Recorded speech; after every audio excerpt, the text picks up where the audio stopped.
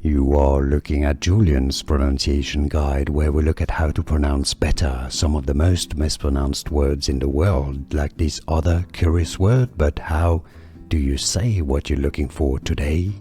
Let's learn how to pronounce this name or this word correctly once and for all.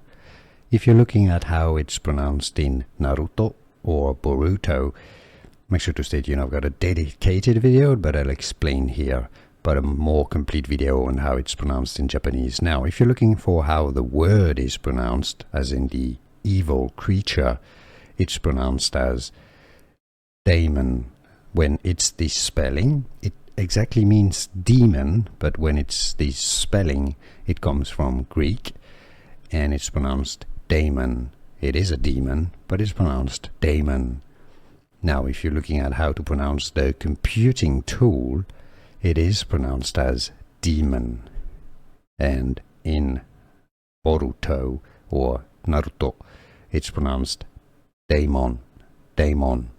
And now you know. Here are more videos on how to pronounce more confusing words and names too many mispronounced. Like this video if you found it useful. I appreciate your support. I'll see you soon, and thanks for watching.